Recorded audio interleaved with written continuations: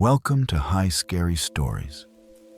Tonight we venture deep into the shadows of the wild, where the forest listens, where canvas breathes, where a man hears his name whispered from nowhere. These aren't just stories of fear. They're stories of people who went off the map into the woods, the mountains, the forgotten trails, and came back changed, if they came back at all. You'll hear about a tent that was never pitched, a voice that followed a man home, a road where no U-turns are allowed, and a hiker who discovered the forest doesn't just watch, it remembers. This is High Scary Stories. Let's begin. Story 1. The Man Beside the Campground. I hadn't planned on coming out this far. Not really. The idea started as one of those passing thoughts you have when everything feels too heavy to carry. After the divorce, after the house was sold and split down the middle like a corpse on a table, I just wanted silence. Not the kind you get in your apartment with the TV on mute, but real silence. The kind that makes your ears ring. So I drove. I didn't pack much. A tent, my old camping stove, a thermos of gas station coffee, and a half-finished pack of granola bars. No map, no destination. Just the vague idea that if I kept heading north, I'd eventually outrun the version of myself I no longer wanted to be. It was early autumn when I reached the edge of Glacier National Park. The air had that cool clarity that makes you forget to check your phone. I found a primitive campground tucked beside a still dark lake. No rangers, no other cars, just a few cleared sites ringed by trees that seemed older than time. I set up camp as the light faded more from muscle memory than any real intent. There was a weight in my chest I couldn't name, like something had followed me all the way from the city and was still sitting between my ribs. I told myself a few days alone would shake it loose. That was the lie I needed to believe. The first morning came with a cold so sharp, it woke me before the sun. I crawled out of the tent wrapped in the old flannel hoodie I always kept in the trunk, and stood there staring at the mist curling over the lake. The campground was silent. No bird song, no wind. Just the low creak of trees shifting as if they were stretching after a long night. I made coffee over the little stove and sat on a flat rock near the shoreline, watching the water ripple in slow, lazy circles. There was a quiet beauty to it, something raw and untouched, like the world had forgotten this place. For a while, that felt like a gift. I wandered a little after breakfast, keeping close to the campsite. The trail that led in was narrow and overgrown, and I hadn't seen a single soul since pulling off the highway. That was the point, wasn't it? To be unreachable? To sit in stillness until whatever was broken inside me either healed or stopped hurting. Around midday, I found a clearing with an old fire ring made of moss-covered stones. Someone had camped here before, maybe years ago. I knelt to run my fingers over the damp ash and felt something I hadn't felt in weeks' presence. Not of someone nearby, but of a place that remembered. When I returned to my tent, the light had shifted. The trees cast longer shadows. The water looked darker than before. My own footprints on the trail looked older somehow, like they'd been there longer than just an hour. I told myself it was nothing. I boiled more coffee and waited for the quiet to feel comforting again. It didn't. It was just after sunset when I noticed the silver hatchback. I'd gone to collect some dead branches along the edge of the clearing and was walking back toward my tent when something shiny caught my eye through a gap in the trees. At first, I thought it might be a reflection off the lake, but as I moved closer, I saw it clearly, an older model car, maybe early 2000s, tucked between two tall pines on the other side of the narrow trail that wound past my sight. I hadn't heard an engine, no crunch of tires on gravel, No footsteps. It hadn't been there earlier in the day. The hatchback's windows were pitch black, too dark to see through even in the fading light. It was parked at a strange angle, not quite facing the trail, more like it had been backed in, carefully to avoid being seen. There were no plates on the front, and from where I stood, I couldn't spot any movement inside. I waited, pretending I hadn't seen it. I went back to my campfire and sat down with the last of the coffee, but my body was suddenly too tense to drink. My ears strained for sounds that weren't there. No doors opening, no gravel shifting, just the faint hiss of wind curling through the trees. Eventually, I stood and walked slowly toward the trail, telling myself someone had just stopped to rest or was out on foot. But when I reached the clearing again, I froze. The car door was open now. Not wide, just slightly ajar, like someone had stepped out and left it waiting. I scanned the woods, but saw nothing. Still, the feeling pressed against my chest. I was no longer alone. I backed away from the trail, slow and careful, keeping my eyes fixed on that open door.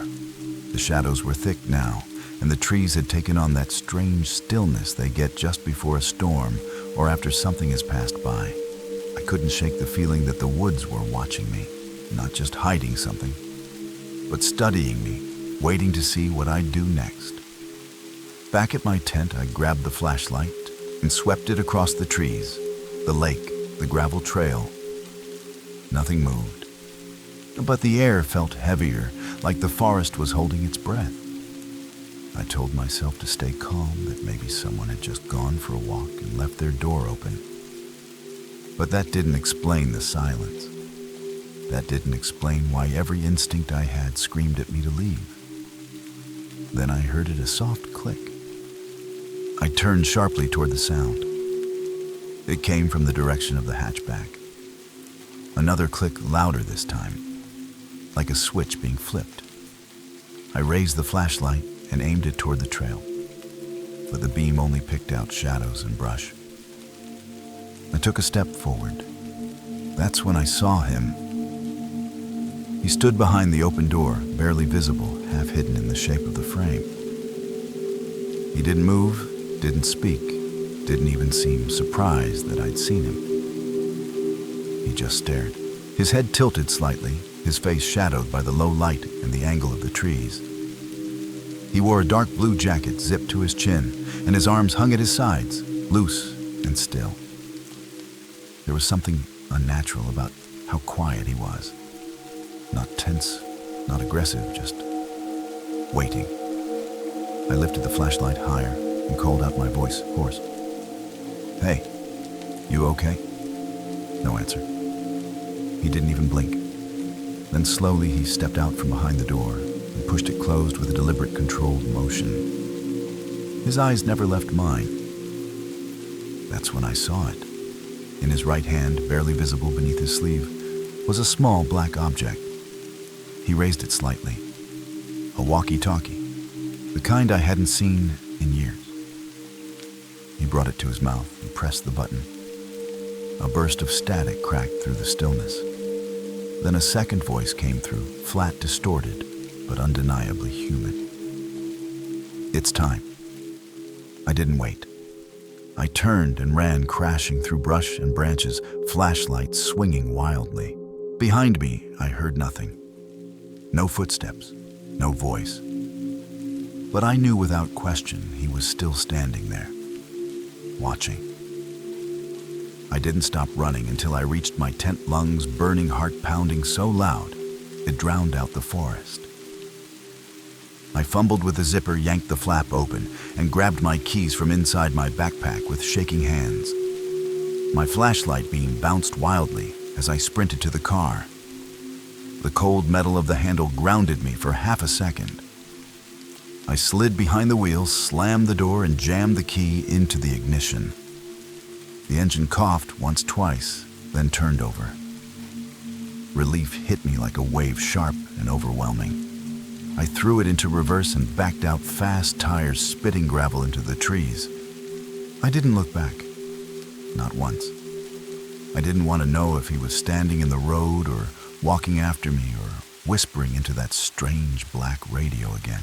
It was only when I hit the main highway 20 minutes later that I realized I'd been holding my breath the entire time. I pulled into a roadside gas station parked under the flickering floodlights and sat there with the engine idling. My hands were damp on the steering wheel, my chest still tight. I wanted to call someone, a ranger, the sheriff, anyone. But what would I say? There's a man in the woods who never spoke, never moved, and then said, "It's time," through a walkie-talkie before vanishing into silence. I turned the engine off. The silence settled around me again, and somewhere beneath it all, I realized the most disturbing part. I never heard the second walkie-talkie reply. Story 2. The red jacket that followed me home. I'd been living mostly in silence for the past 3 months. No calls, no texts, no deadlines to meet. After quitting my job in a blur of panic and shame, I packed what I could into my hatchback and drove north, with no clear plan beyond getting away. I told people I needed to reset, to disconnect. The truth was less romantic. I was unraveling. Panic attacks at the grocery store, long stretches of time I couldn't account for. Nights where I stared at the ceiling until dawn and still couldn't remember what I had been thinking. A friend from college had a family cabin tucked deep in the mountains near Asheville. It hadn't been used in years. She offered it without asking too many questions, and I accepted without answering any. It was small, old, and smelled like dry wood and dust, but it was off-grid. No cell signal, no Wi-Fi, no neighbors. And that was what I needed, or thought I did. I started spending my mornings walking the forest trails around the property. The silence was different from the city, heavier, like it had its own weight. In the afternoons, I read old books I found on the cabin's shelves and tried not to check the dead phone I kept charging out of habit. But by the end of the second week, something began to shift. The quiet no longer felt peaceful. It started to feel expectant, like the woods were holding their breath, waiting. The cabin sat on the edge of a dense slope that dropped into a thick patch of woods. Pines and oaks pressed close together, their trunks narrow and crooked, like they were leaning in toward something hidden. There was no fence, no trail markers, just a narrow footpath behind the back door that wound deeper into the trees. I started walking it each morning with a thermos of coffee in hand, pretending I was some version of myself that hadn't fallen apart. The air up there was crisp, even in the afternoon, and the forest floor stayed damp and soft underfoot. Birds called out, sometimes distant and brief, but mostly it was quiet. On the third morning, I noticed boot prints in the mud near the edge of the trail, deep and clean-headed in the opposite direction from where I usually walked. I crouched to study them, unsure whether to feel alarmed or relieved that someone else had passed through. That night, I locked the door to the cabin for the first time since arriving. Not out of fear exactly, just instinct, the kind that taps you on the shoulder without giving a reason. The next day, I walked the same path again, but saw no new prints, only mine. I told myself I was overthinking. The boots could have belonged to a hunter or a ranger checking the boundary lines. Still, I started sleeping with the porch light on, just in case. And by the end of the week, I began to notice something else. Whenever I returned to the cabin, the back window blinds were tilted just slightly more open than I'd left them. Just enough to see through. Just enough to let something see in. It was late one evening when I saw him for the first time. I had just finished washing dishes in the tiny sink and stepped onto the back porch with a mug of tea, hoping the cold air might clear the static that had settled in my head. The forest behind the cabin was already dark, the kind of black that swallows light whole. I leaned against the railing eyes, scanning the tree line without thinking. And that was when I saw him. At first, I wasn't sure it was a person, just a splash of deep red in the shadows, motionless, barely visible through the branches. I squinted, adjusted my footing, and the shape resolved into a man. He stood about 30 feet from the edge of the clearing, facing the cabin directly. His jacket was red, zipped all the way to his chin. He didn't move, didn't speak. He just stood there watching. I stared back for what felt like minutes. My brain scrambled for explanations. A hiker, a lost camper, but no one had any reason to be out here. The cabin wasn't on any official trail, and I hadn't seen another person in days. I whispered something under my breath. A question, maybe. But he didn't respond. Eventually, I backed toward the door, heart pounding louder than my footsteps. When I stepped inside and locked the door, I told myself not to look out the window. But I did, and he was gone. No crunch of leaves, no sound. Just empty woods and that unsettling silence pressing against the glass. That night, I didn't sleep. I kept every light in the cabin on and sat by the front window with a flashlight clutched in my hand, like it could protect me from whatever I had seen. But nothing happened. No knocks, no movement. Just silence so thick it made the walls feel like they were holding something in. By morning, I started to question myself. Maybe I had imagined it. Maybe I had been staring at the trees too long and the shadows had shaped themselves into a man. But then I stepped outside. The clearing was undisturbed, the porch untouched, and yet there it was just beneath the window, pressed faintly into the soft dirt. A boot print, one I hadn't left, one that pointed toward the door. I told myself to stay one more day, just to be sure. Just to confirm that I hadn't slipped too far into isolation and started seeing things. That afternoon, I went for another walk. I took the same trail I always did, but this time I brought my camera. Not my phone, a real camera, old and heavy with a neck strap and manual focus. I thought maybe if I could capture something, anything, it would ground me. Near the bend in the path where the trees grew closest together, I stopped. My skin prickled. That gut-deep warning signal we ignore because it sounds too primitive. I turned slowly and saw red. The jacket, the same one, standing behind a tree, just enough exposed to be seen, just enough hidden to vanish in a blink. I didn't run. I raised the camera and took a photo. The shutter clicked. The man didn't move. When I lowered the lens, he was gone. I raced back to the cabin, bolted the doors, and reviewed the photo on the tiny screen.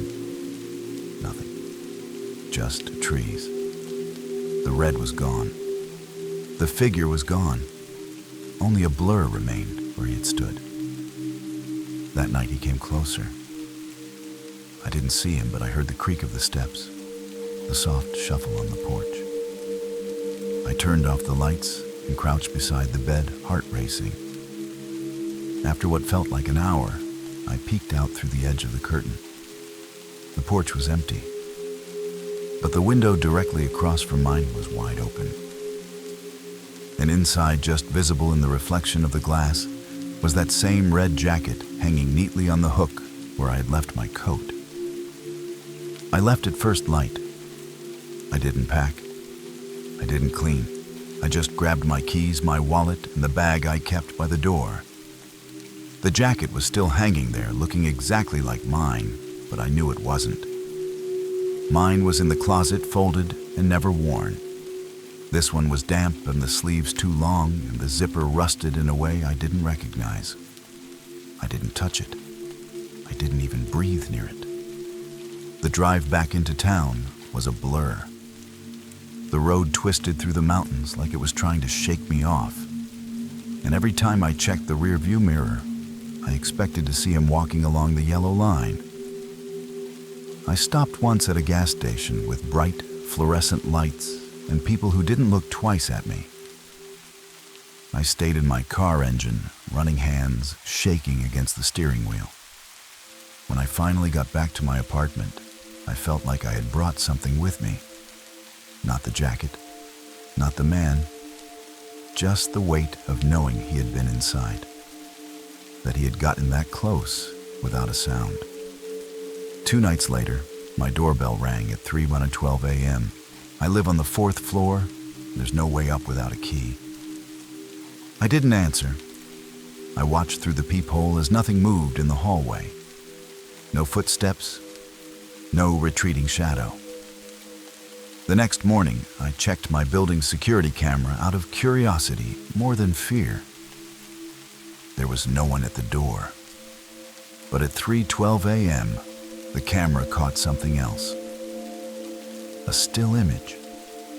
A figure standing in the alley behind my building, facing up toward my window, wearing a red jacket.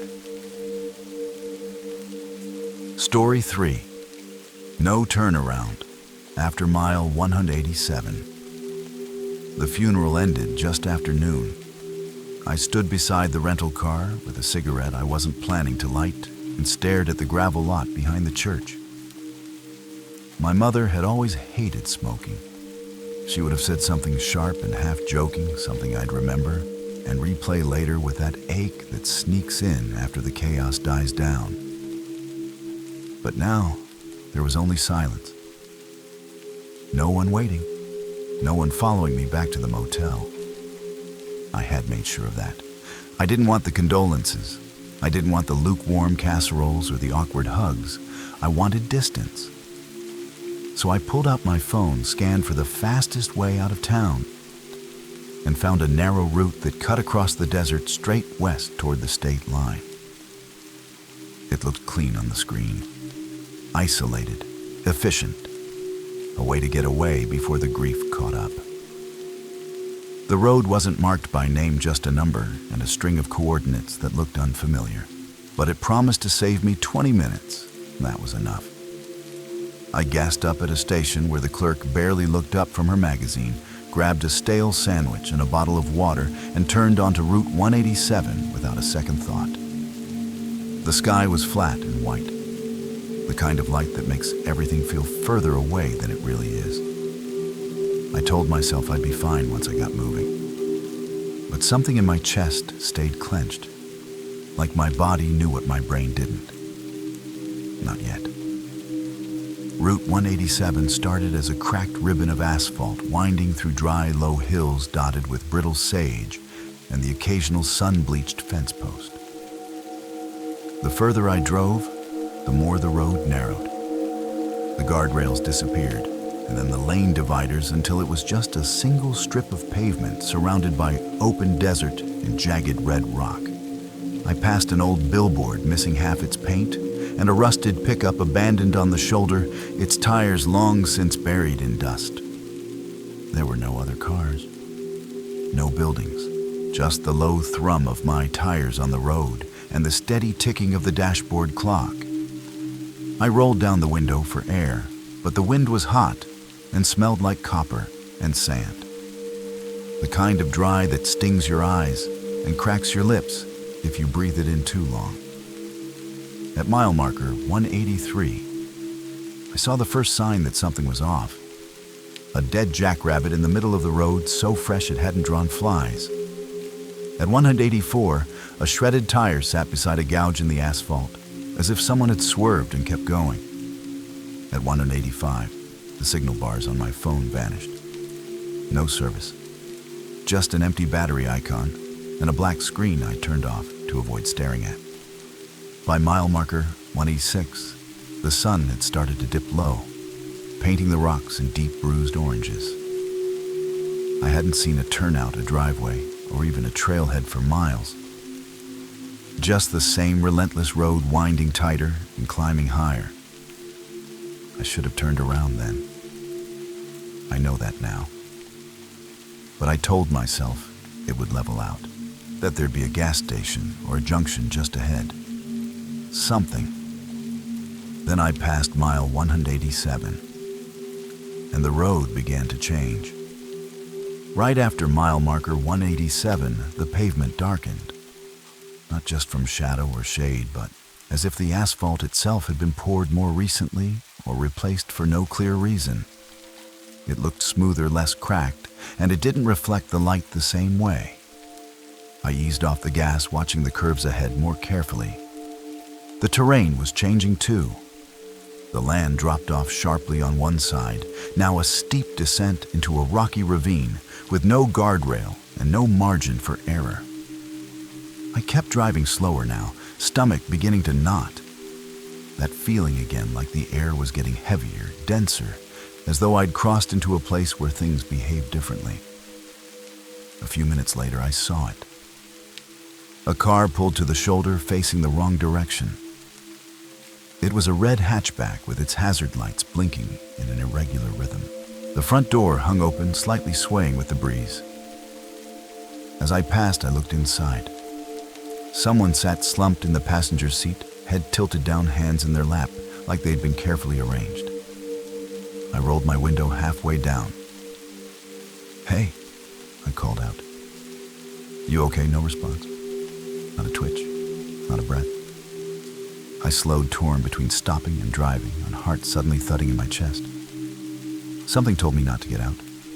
Something older than fear. In the rearview mirror, I saw movement. A figure stepped out of the trees behind the car, walked around the open door, and got in behind the wheel. The hazard lights stopped blinking.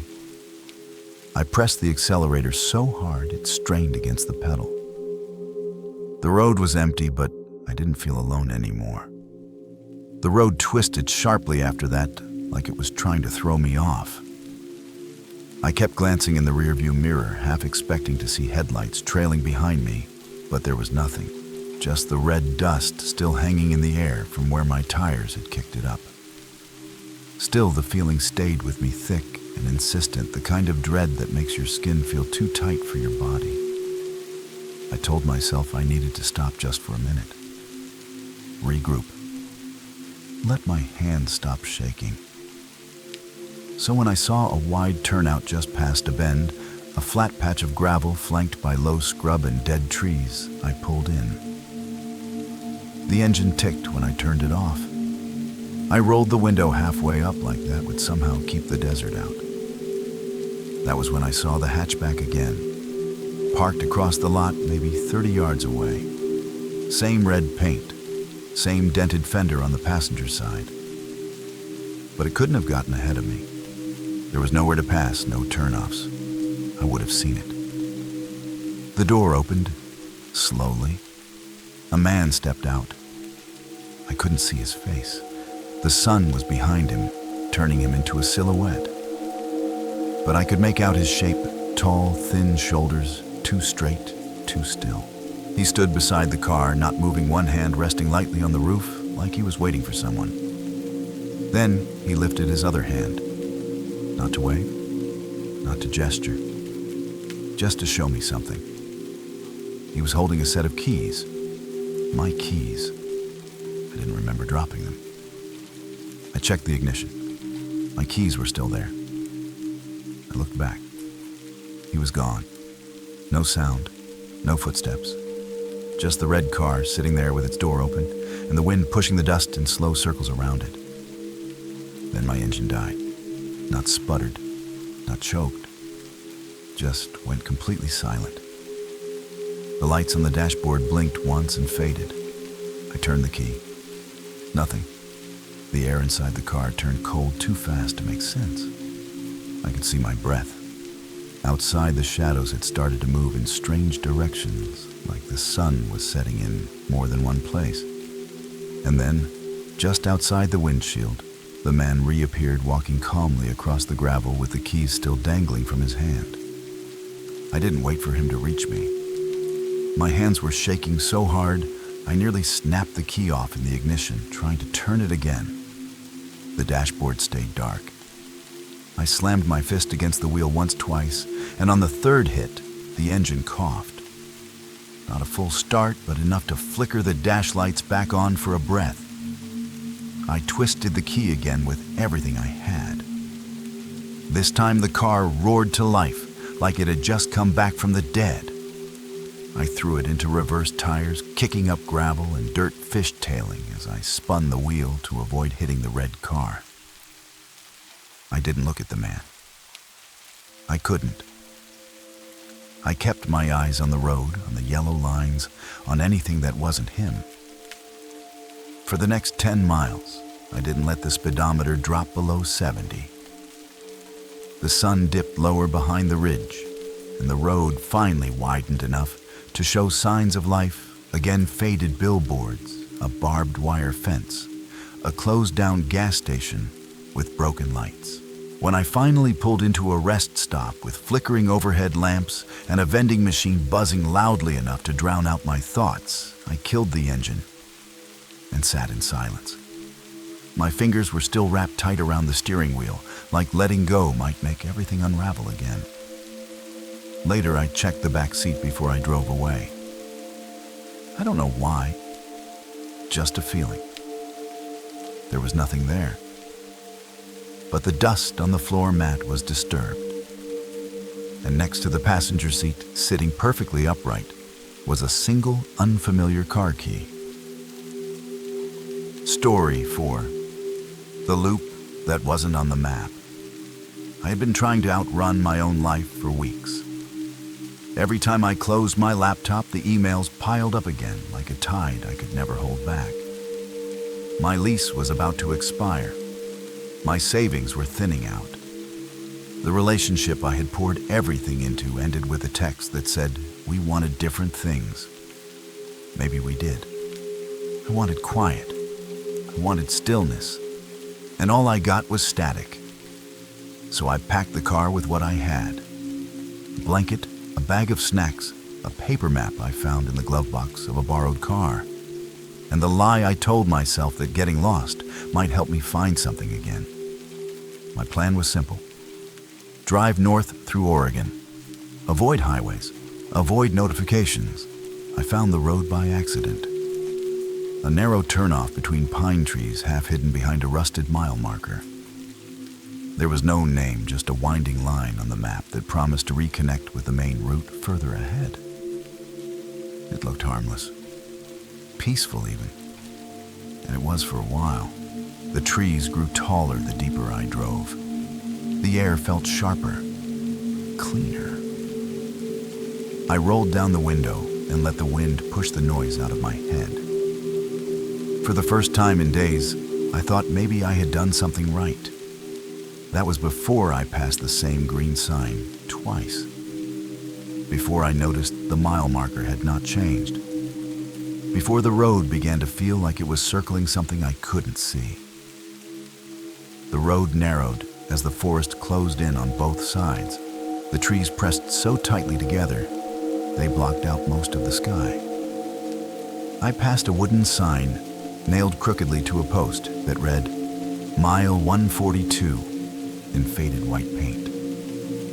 The map I had marked that number earlier that morning, so I took it as a good sign. According to the route, I should have hit a gas station or a small town within the next half hour. But that never came.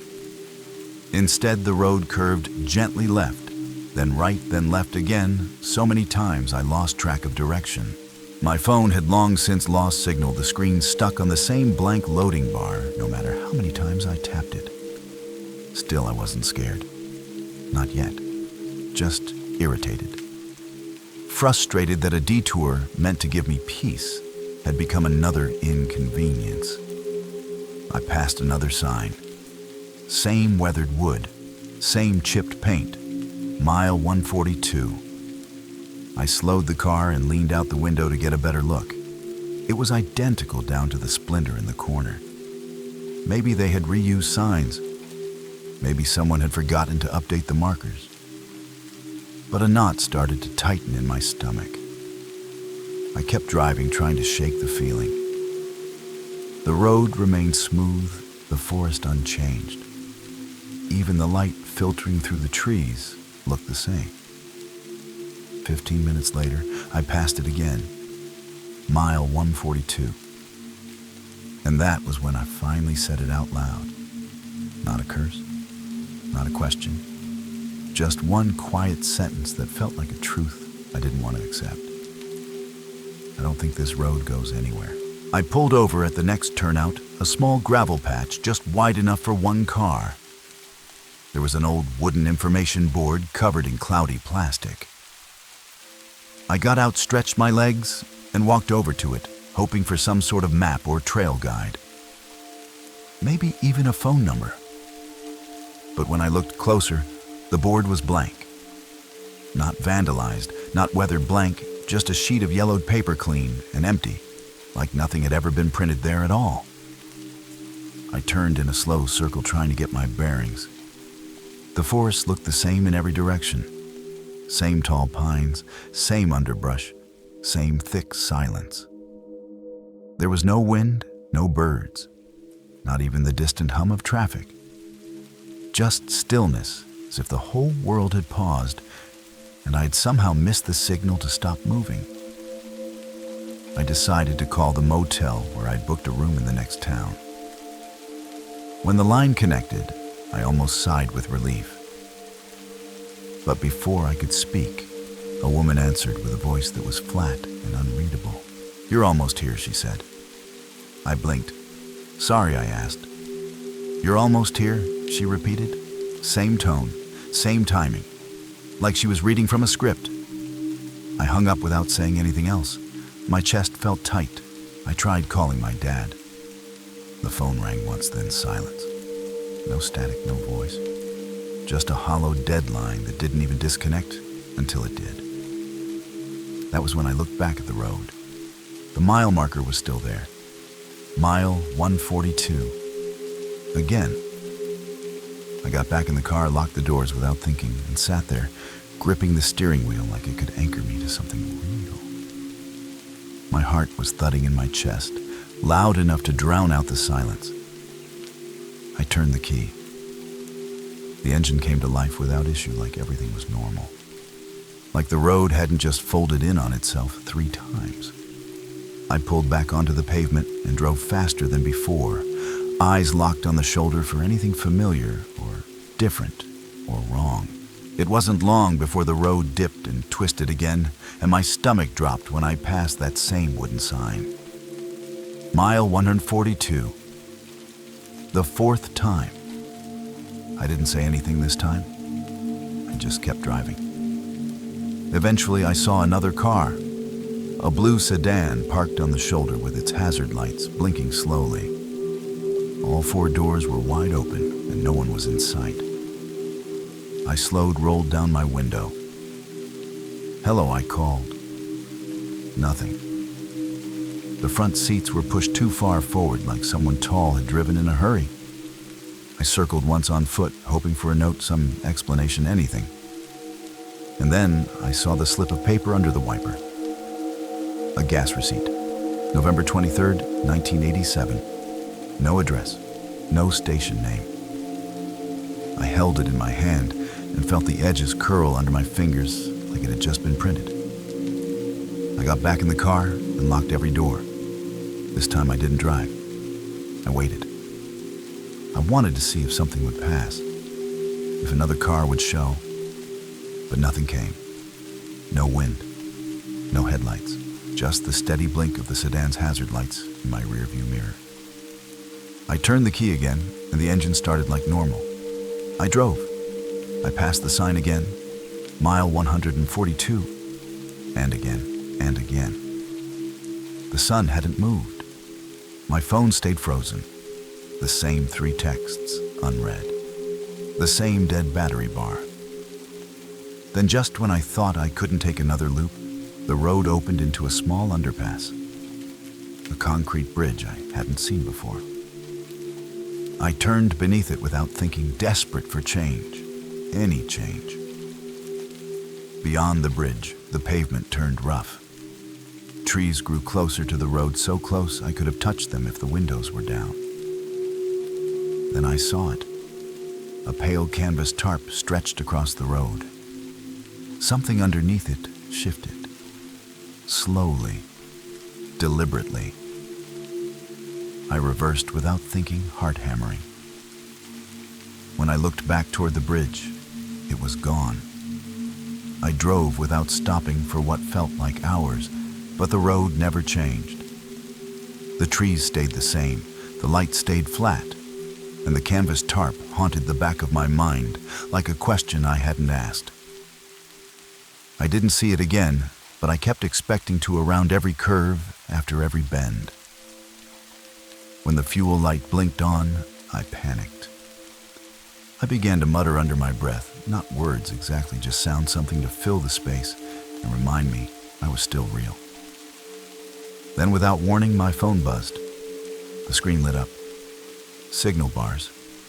A weak one, but there. I slammed the brakes and pulled off to the side hands, trembling. The sky looked different now. Pink on the edges like early sunset.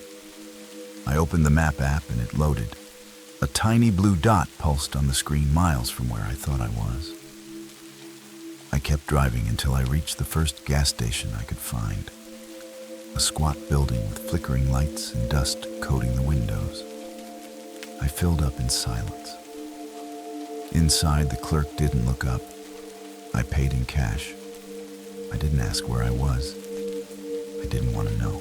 That night, in a motel outside Grants Pass, I plugged in my phone and scrolled through my photos.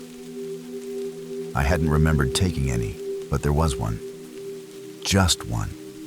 A single black frame time-stamped 2:42 p.m., the exact moment I passed mile 142 the first time. I closed the gallery and turned the phone face down. I left before dawn the next morning. I haven't used a paper map since. Story 5. The SUV, with no eyes, I thought a weekend in the mountains would help. The kind of trip couples take to clear the air after too many nights sleeping with their backs turned. We had not spoken much in the past week, just the surface level stuff. What to buy for groceries? Who would take the dog to the vet? I booked the cabin last minute, thinking maybe fresh air and distance from cell towers would do what late night talks no longer could. The drive up was quiet. She looked out the window most of the time, one hand curled under her chin, the other scrolling through photos she probably was not even seeing. I asked if she wanted music, and she said no. That was the last full sentence we shared for almost 2 hours. We reached the cabin just before sunset. It sat on the edge of a small lake in Colorado, tucked into the trees, like it had grown there naturally. The water was still the air sharp with cold, and for a moment I let myself believe we could hit reset, that we could forget how far apart we had grown. That night we barely spoke. I stared at the ceiling while she breathed slow, and even beside me. I remember thinking it felt like sleeping next to a stranger. And the worst part was knowing it had not always been that way. The next morning, I got up before she did, and stepped outside with a cup of coffee, hoping the cold would clear the fog in my head. The lake was still wrapped in mist, the trees around it standing silent like they were waiting for something. I walked down to the dock, let the steam from the mug warm my face, and tried to remind myself why I had brought us here. When I came back up the hill, I noticed something strange. At the edge of the gravel lot in front of the cabin, half hidden by the trees, was a black SUV. It had not been there the night before. No sound had woken us. No engine, no headlights through the window. But there it was, parked at a crooked angle like it had slid in without stopping. I stood there for a long minute, staring. The windows were tinted too dark to see through, even in daylight. The body was spotless. No mud, no dust, like it had just rolled off the lot. I called back into the cabin, asked if she had noticed it. She said no, barely glanced up. I walked a little closer, not too far. Just enough to see that the engine was not running. No warmth on the hood, no movement inside. but I had the sharpest feeling deep in my chest that someone was watching from behind that glass. Still, I turned away, told myself maybe it belonged to a neighbor, someone hiking, someone hunting, someone normal. But the cabin was miles from the nearest house, and there were no tire tracks in the frost. That afternoon, we decided to go for a walk along the lake trail. She said it might be good to move a little, and I agreed, though neither of us made an effort to hold hands or walk close. The silence between us had taken shape by then, like a third presence we both knew, but refused to name. When we returned about an hour later, the SUV was gone. The gravel where it had been parked looked undisturbed, like nothing had ever been there at all. I almost said something, but she had already gone inside, and I did not want to sound paranoid. Maybe I had imagined it.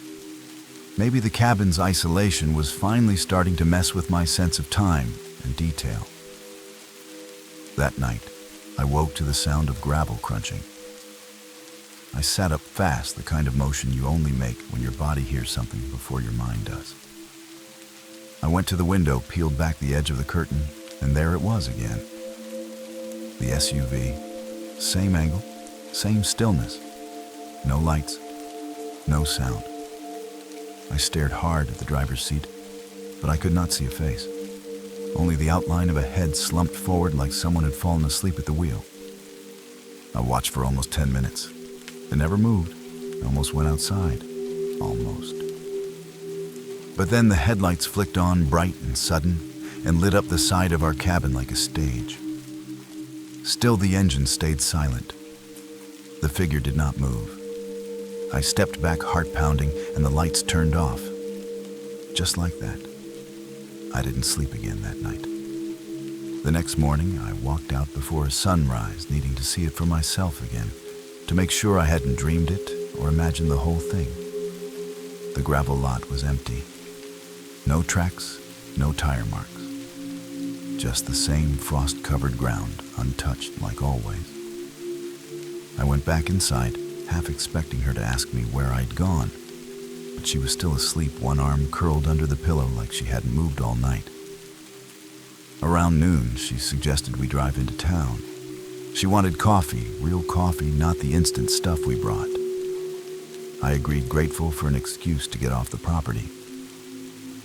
We drove in silence for about 20 minutes until we reached the small diner in town. I parked across the lot and we both got out. That's when I saw it. Parked 2 rows behind us, nose facing our car, was the same black SUV. Same spotless exterior, same pitch-dark windows. I stared, frozen. She noticed and asked what was wrong. I pointed, but when she looked, her expression didn't change. "It's just a car," she said. "It's the same one," I replied. She shrugged and walked inside. I stayed there a few moments longer, watching. The SUV didn't move, didn't turn on. But I could feel something watching, not someone. Something. That night, I locked every door, closed every blind. I didn't tell her what I saw when I checked the back window before bed. The SUV was parked at the far edge of the woods behind the cabin, barely visible between the trees. No headlights this time. Just that same black shape, crouched in the dark, like a predator, waiting for something to slip. At some point in the night, I woke up to the dog barking. Not just barking, screaming. A sound I had never heard him make before. I ran downstairs, flung open the back door, and he shot inside like he had been chased by something he couldn't outrun. I stepped onto the porch. The woods were silent. Then I heard the crunch of gravel. Not footsteps, tires. When I turned toward the lot, the SUV was gone again. But on the front porch, right next to the welcome mat, was a smear of something dark and oily. It led to the front door, and our car keys were missing from the hook. I didn't wait until morning. I shook her awake, told her to grab her things, and didn't stop to explain when she mumbled questions. She must have seen the look on my face, because she didn't argue. We packed in 5 minutes, shoving clothes and chargers into bags, without folding, not caring what we left behind. I found the spare keys in the drawer under the sink, where I'd tossed them on the first night. They felt cold in my hand, heavier than they should have. When we stepped out, the lot was empty, but the smell of burned rubber hung in the air, and the gravel looked torn in places like tires had spun there not long before. I started the car. The engine hesitated once before roaring to life. She buckled her seatbelt with shaking hands, and I didn't ask her if she saw what I saw in the rearview mirror, the tall black shape just beyond the tree line. Too still to be anything alive, but too solid to be a shadow. We drove without speaking, headlights cutting through the fog as the cabin disappeared behind us. It wasn't until we hit the main road that I finally let out a breath I hadn't realized I was holding. The SUV never followed. Not on the road, not visibly. But weeks later, back in the city, I spotted it again. Parked across from our apartment. Same spotless body, same dark windows. I blinked, and it was gone. But every night since I've checked the street, and some nights I find tire marks outside the window. No footsteps, no sounds, just the quiet hum of something that does not need eyes to find you. Story 6. The Voice That Knew My Name. I had not planned to return to the cabin that summer. It was my grandfather's place, tucked deep in the northern woods, where the cell signal dropped off an hour before you even got close. After he passed, no one in the family wanted to deal with it. Too far, too old, too many memories. But I had just left a job I hated, and the idea of somewhere quiet felt like something I could live with for a few days. The road there was as rough as I remembered. Dirt turned to gravel, and gravel turned to ruts that rattled my bones. The trees grew tighter as I climbed the kind of forest that seemed to fold over itself the further you went. I had not been up there in years, not since I was a teenager, back when my grandfather was still strong enough to carry a canoe over his shoulder and make jokes about bears stealing your boots at night. He used to say the woods listened, not just the trees, but the land itself. Back then, I thought it was just one of his old man sayings, a leftover bit of folklore he used to make things feel more magical, or maybe more mysterious.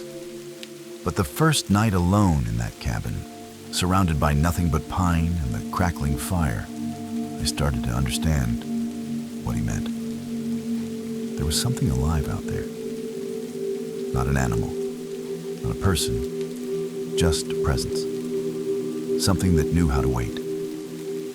The next morning, I hiked the trail that looped around the back of the cabin and down toward the creek. It was one my grandfather and I used to walk together, and I remembered the turns by feel more than sight.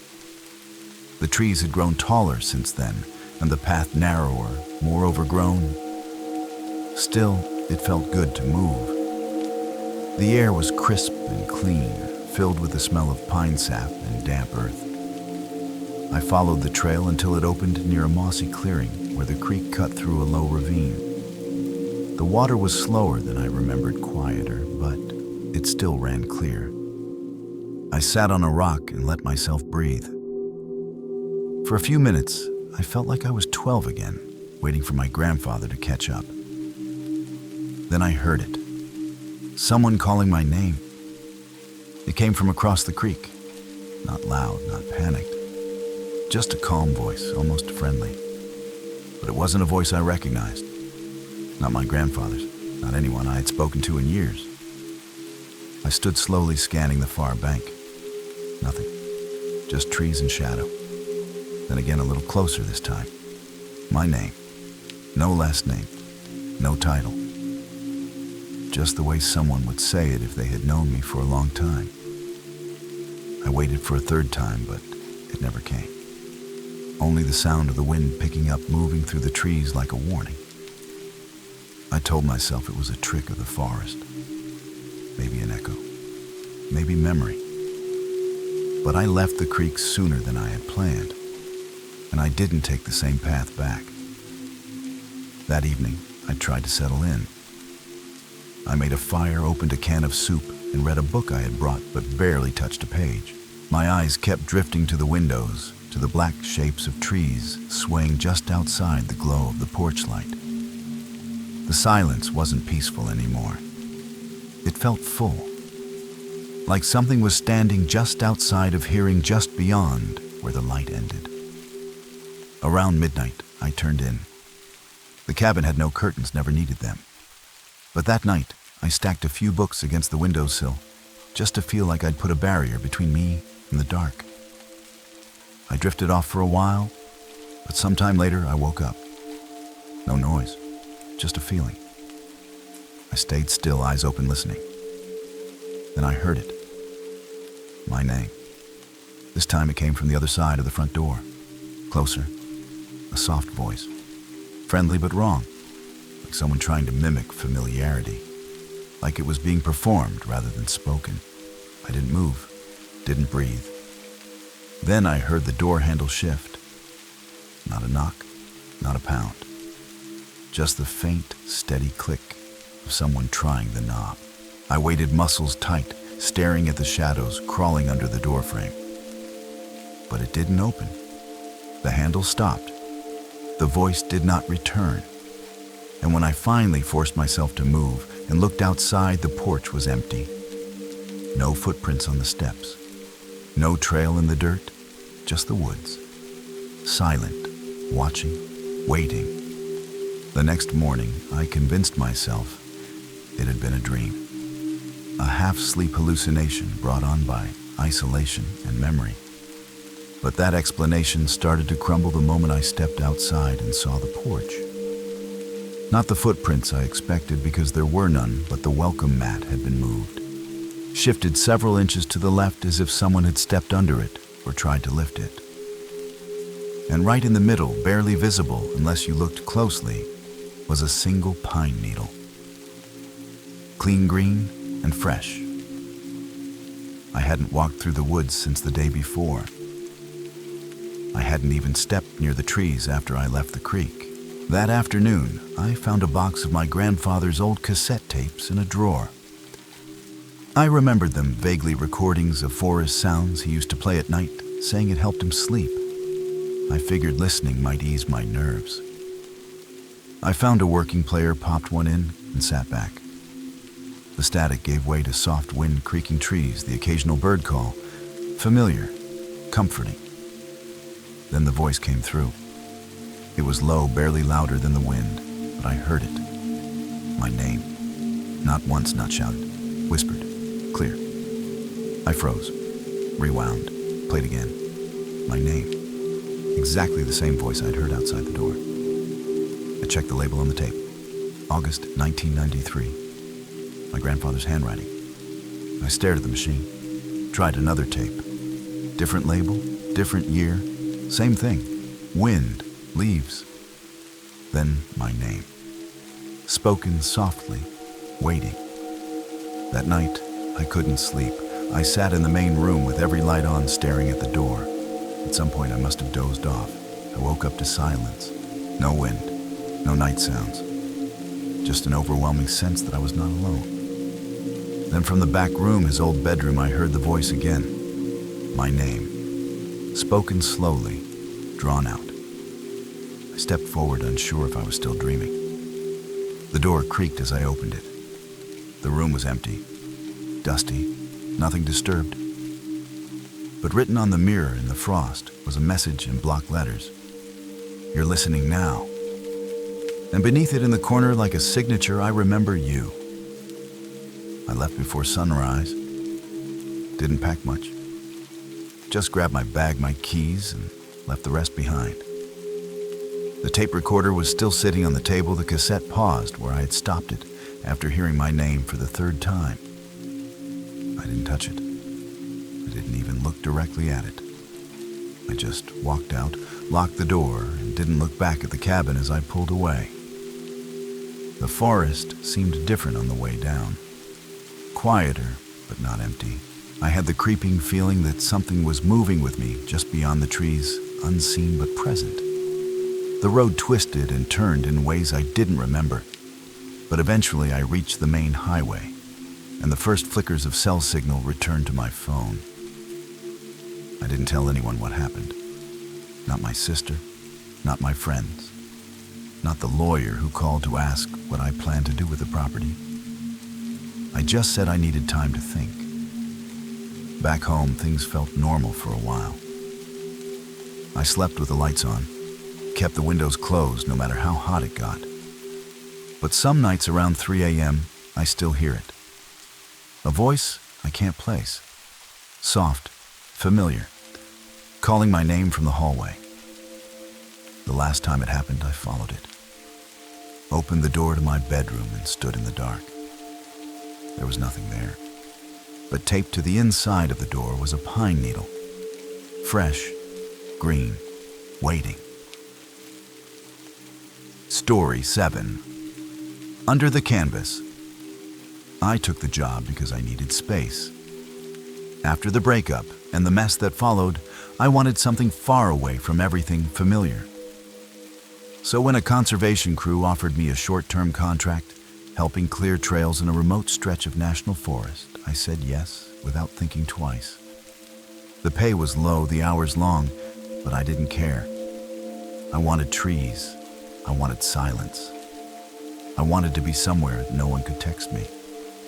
There were 6 of us in total, all assigned to a cluster of canvas tents deep in the woods several miles past the last service road. The kind of place where you had to hike in with your gear on your back and hope the radio still worked in bad weather. Most of the crew were younger college kids with something to prove. I kept to myself mostly. I didn't want to be anyone's friend. I wasn't there to bond. The first few nights were peaceful. Cold, yes, but clean in a way. City air never was. I started to sleep better than I had in months. No dreams, no memories. Just the sound of wind through the trees and the occasional snap of branches far off in the dark. But by the end of the first week, I began to notice something strange. Not in the woods themselves, but in camp. In the way the other tents shifted at night, and in the one that always seemed to stay zipped up, even though no one claimed it. The unclaimed tent sat at the far edge of camp, tucked beneath a crooked pine tree that leaned like it had once been struck by lightning. It looked just like the others, same olive canvas, same aluminum poles, but something about it felt off. The rest of us had picked our spots on the first day, spreading out naturally. No one had said anything about that tent. No one had used it. But it was always there. I asked around casually one afternoon, trying not to sound paranoid. Devin, the youngest guy on the cruise, shrugged and said he thought it belonged to one of the supply managers who rotated through on weekends. But when I asked Angela, the site lead, she gave me a puzzled look. "There's no 7th tent," she said. "Just the 6 of us." I didn't press. Maybe she'd forgotten. Maybe someone had set it up as backup and never mentioned it. But that night when I woke to pee and stepped out into the cold, I noticed something that made my stomach turn. The flap of the unclaimed tent was unzipped just enough to see inside. Not all the way, just a few inches. Enough to catch the glint of something metallic, maybe a buckle or a belt or something else. I stood there in the dark, frozen, until I heard a faint sound from within. Breathing. Slow, steady, too steady. Like someone trying very hard to make sure they didn't sound awake. The next morning, I pretended nothing had happened.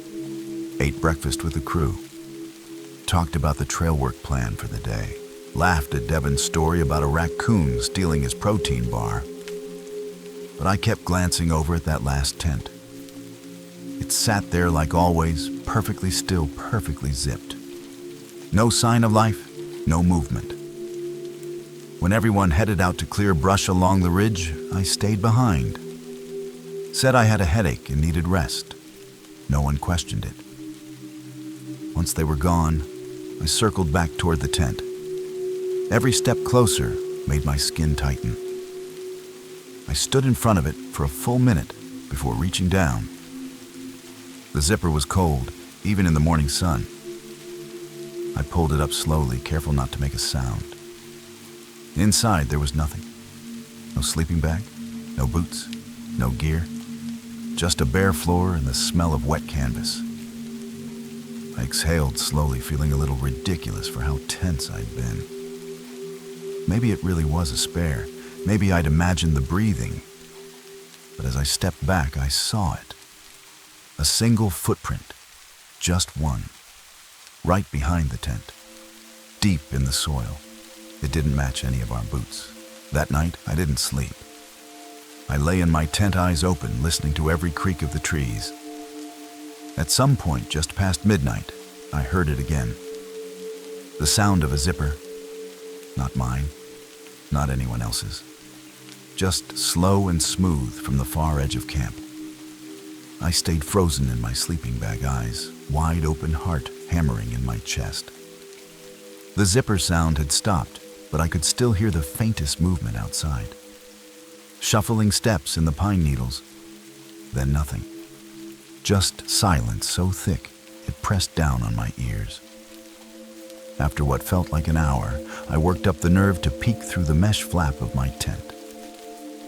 The moonlight filtered through the trees in pale silver slants, just enough to illuminate the camp. All 6 tents stood exactly where they had been before, except the 7th. It was gone. I blinked, rubbed my eyes. But the patch of ground where it had stood was bare, the soil slightly disturbed, pine needles scattered like something had been dragged across them. I almost opened my tent right then, almost ran straight into the trees without thinking. But something told me not to. In the morning, I acted like nothing had changed. Angela didn't say anything. Neither did Devin or anyone else. When I finally asked if anyone had moved one of the tents, Angela just frowned and said, "We've only ever had 6. That night, I stayed up with a flashlight and a camping knife. I didn't sleep. Sometime after 2, I heard soft footsteps again. This time, they circled the camp. I stayed absolutely still, holding my breath. Then something brushed the outside of my tent. Not heavy. Just a fingertip maybe dragging slowly along the fabric from one side to the other. I whispered hello. Silence. And then, in a voice that didn't sound human at all, something whispered mine. I jumped up and unzipped the tent in one motion, flashlight ready, but there was nothing there. No footprints, no movement. The next morning, I told Angela everything. She looked shaken, but calm. She pulled me aside and said I wasn't the first. That over the years, different crew members had seen or heard things out there. But that no one talked about it because the forest didn't like attention. Sometimes, she said, the canvas isn't just for tents. Sometimes it's for covering things that don't want to be seen. I packed my things the next morning without saying much. Angela didn't try to stop me. She just nodded once like she understood and handed me a folded topographic map, even though I already knew the way out. The others didn't ask questions. Maybe they thought I had cracked. Maybe they had their own reasons for not looking me in the eye. I hiked out alone back through the winding trails and across the shallow river where the trees began to thin. I didn't hear anything following me, but the silence never lifted. Not even birdsong. It felt like the woods were watching, waiting for me to cross some invisible line where I no longer belonged. When I reached the road, I didn't stop. I got in my car, started the engine, and drove for hours without looking back. I slept that night in a cheap roadside motel with the lights on, and the TV volume just loud enough to drown out any stray thoughts. Back in the city, I tried to tell a friend what happened. Got about halfway through the story before I saw the disbelief creeping across her face. So I stopped, laughed it off, said it was probably just sleep deprivation.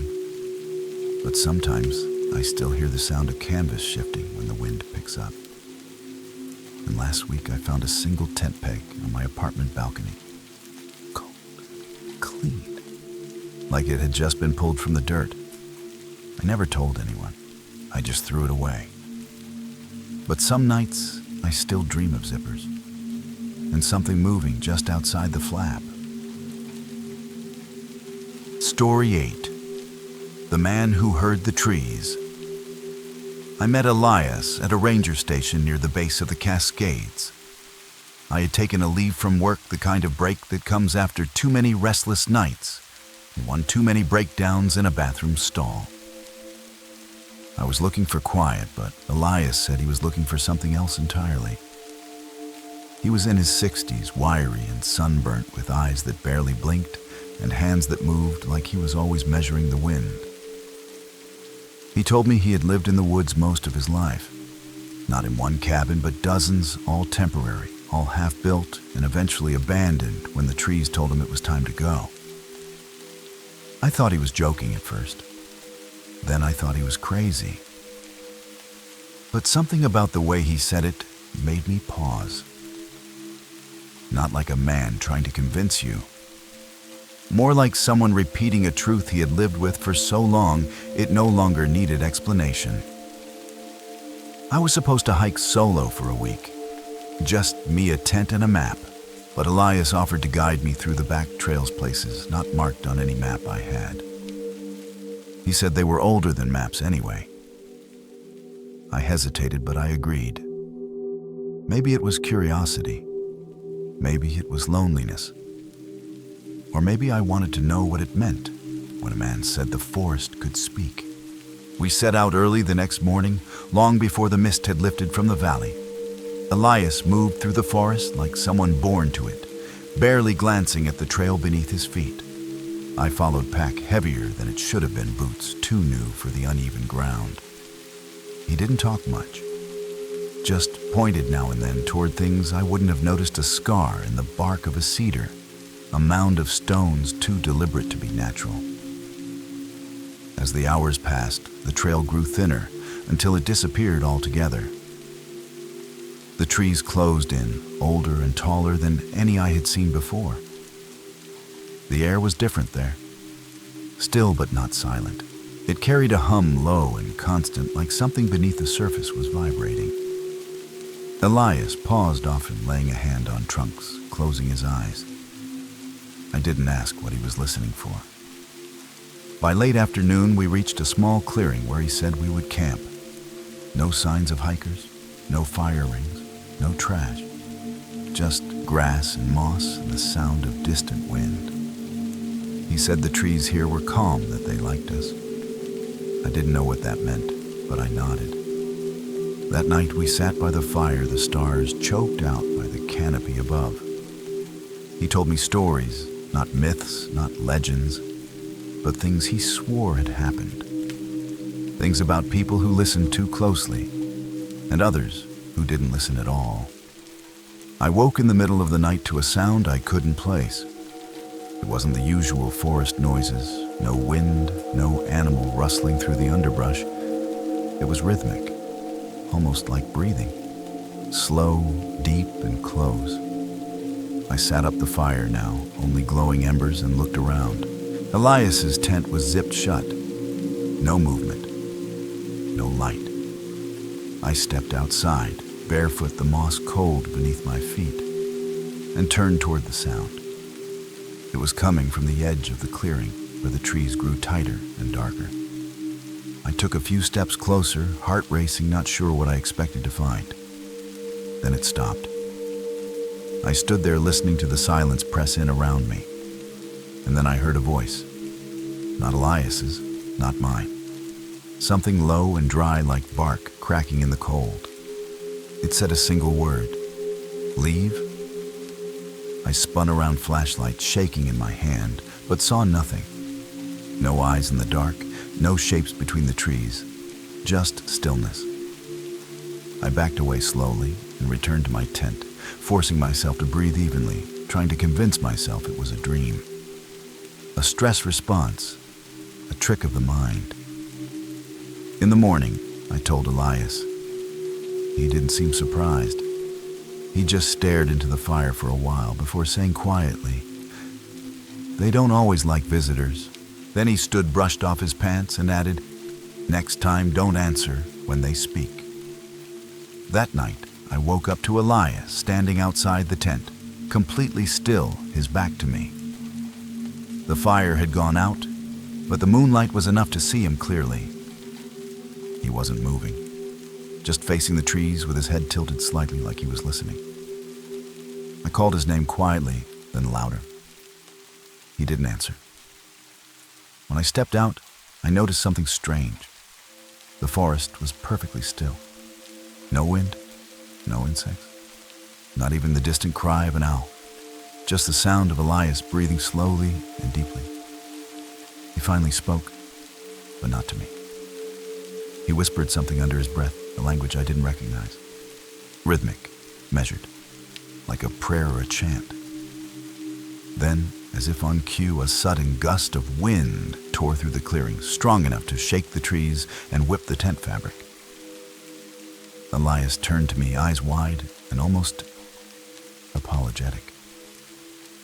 "They're awake now," he said. He didn't sleep the rest of the night. Just sat cross-legged by the ashes of the fire, muttering to himself. I barely slept either. I kept feeling like something was pressing against the outside of the tent. Not a hand, not an animal, just pressure. The next morning I told him I wanted to head back. He shook his head. "They won't let you. Not yet." I tried to laugh, to brush it off, but his expression didn't change. He looked older all of a sudden, exhausted. That afternoon, the trail we had followed in was gone. Completely. I walked the perimeter of the clearing twice, compass in hand, but every direction looked the same. Trees too close together, ground too soft, no markings, no sound. And then I noticed something else. The bark of the trees had changed. What were once smooth and weathered surfaces now bore markings, long vertical grooves like claw marks, deep and symmetrical. And in one of them, wedged carefully into a hollow, was a small strip of fabric.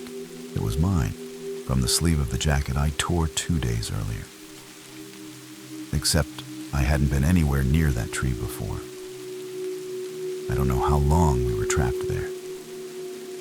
Time moved strangely. The sun rose, but it never felt like morning. Shadows stretched in the wrong directions. The air grew thicker, like breathing through cloth. Elias stopped speaking altogether. He sat near the tree with my jacket fragment, staring at it, like it was a warning written in a language only he could read. On the third night, or maybe the fourth, I woke up to find him gone. No note, no footprints. Just his pack still zipped and untouched. I called his name until my throat went raw. I searched the woods until I could barely walk. But he had vanished like the trees had swallowed him. I don't remember how I found the road.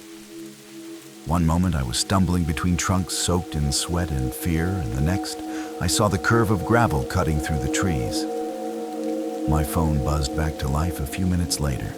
I told the ranger station that Elias had wandered off, that we got separated, that I was lucky to have made it back. They searched for him, but I never heard if they found anything. Back home, I wake up sometimes to the smell of pine sap and wet earth. My houseplants die no matter how well I care for them. The trees outside my window never sway, even when the wind howls.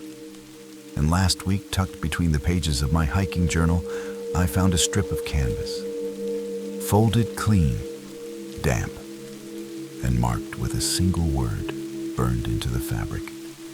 Listen. Thank you for venturing into the darkness with us. If these stories sent chills down your spine, Don't keep the fear to yourself. Leave a comment, smash that like button, and share this video with someone who dares to listen in the dark.